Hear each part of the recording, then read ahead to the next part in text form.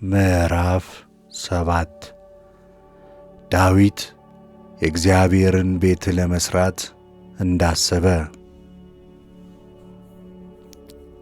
እንዲህም ሆነ፣ ንጉሡ በቤቱ በተቀመጠ ጊዜ እግዚአብሔርም በዙሪያው ያሉ ጠላቶቹን ሁሉ ባወረሰው ጊዜ ንጉሡ ነቢዩ ናታንን እኔ ከዝግባ በተሠራ ቤት ተቀምጫለሁ፣ የእግዚአብሔር ታቦት ግን በድንኳን ውስጥ ተቀምጣለች አለው።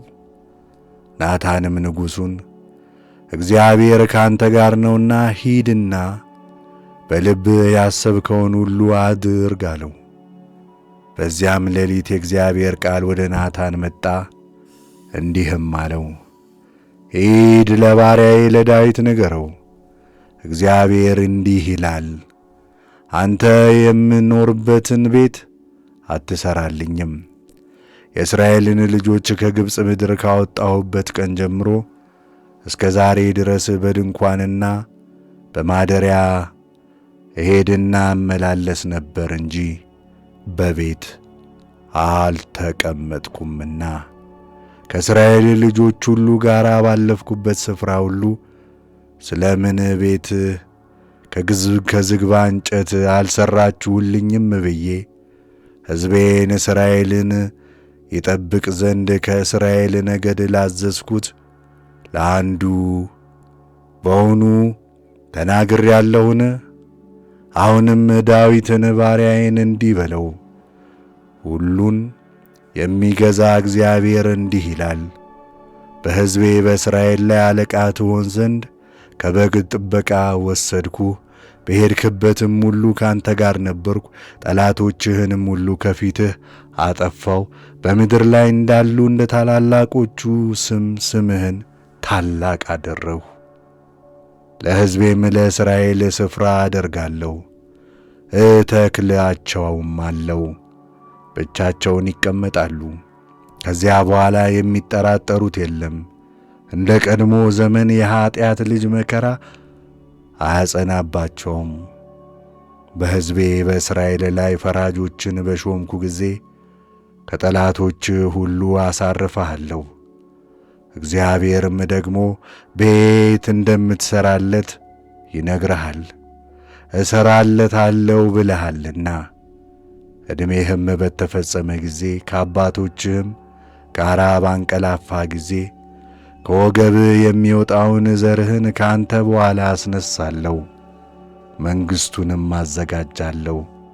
እርሱ ለስሜ ቤት ይሠራል፣ ዙፋኑን ለዘላለም አጸናለሁ። እኔም አባት እሆነዋለሁ፣ እርሱም ልጅ ይሆነኛል። ክፉ ነገርም ቢያደርግ በሰዎች በትርና በሰው ልጆች አለንጋ እገሥጸዋለሁ። ከፊቴም ከጣልሁት ከሳኦል ቤት እንዳራቅሁ ምሕረቴን ከእርሱ አላርቅም። ቤቱ የታመነ ይሆናል፣ መንግሥቱም በፊቴ ለዘላለም፣ ዙፋኑም ለዘላለም ይጸናል። እንደዚህ ቃል ሁሉ እንደዚህም ራእይ ሁሉ ናታን ለዳዊት እንዲሁ ነገረው። ንጉሥ ዳዊትም ገባ፣ በእግዚአብሔርም ፊት ተቀምጦ እንዲህ አለ፣ ጌታዬ እግዚአብሔር ሆይ፣ ይህን ያህል የወደድከኝ እኔ ማን ነኝ? ቤቴስ ምንድነው? ጌታዬ እግዚአብሔር ሆይ፣ እኔ በፊትህ እጅግ ታናሽ ስሆን ስለ ባሪያ ቤት ደግሞ ለሩቅ ዘመን ተናገርክ። ጌታዬ እግዚአብሔር ሆይ፣ ይህ የሰው ሕግ ነው። ጌታዬ እግዚአብሔር ሆይ፣ አንተ ባሪያህን ታውቀዋለህና ዳዊትስ ይናገር ዘንድ የሚጨምረው ምንድነው? ለባሪያህም ታስታውቀው ዘንድ ስለ ቃልህም ምክንያትና ስለ ልብህ ሐሳብ ይህንን ታላቅ ነገር ሁሉ አደረግ። ስለዚህ አቤቱ አምላኬ ሆይ እንዳንተ ያለ የለምና በጆሮአችንም እንደ ሰማን ሁሉ ከአንተ በቀር አምላክ የለምና አንተ ታላቅ ነህ። ለእርሱ ለራሱ እንዲሆን ሕዝብን ይቤዥ ዘንድ ለእርሱ ለራሱም ታላቅ ስምን ያደርግ ዘንድ አሕዛብንና ሰፈሮቻቸውን በመበተን ከግብፅ በተቤዠሃቸው ሕዝብህ ፊት ታምራትንና ድንቅን ያደርግ ዘንድ እግዚአብሔር እንደ መራው እንደ ሕዝብህ እንደ እስራኤል ያለ በምድር ላይ ምን ሕዝብ አለ?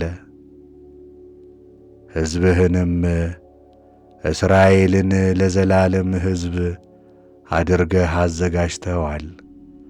አንተም አቤቱ አምላክ ሆነሃቸዋል። አቤቱ ሁሉን የምትገዛ የእስራኤል አምላክ ሆይ አሁንም ለባሪያና ለቤቱ የተናገርከውን ለዘላለም አጽናው። አሁንም እንደ ተናገርክ አድርግ። ስምህ ለዘላለም ታላቅ ይሁን። አቤቱ የእስራኤል አምላክ የሰራዊት ጌታ ሆይ የባሪያህን ጆሮ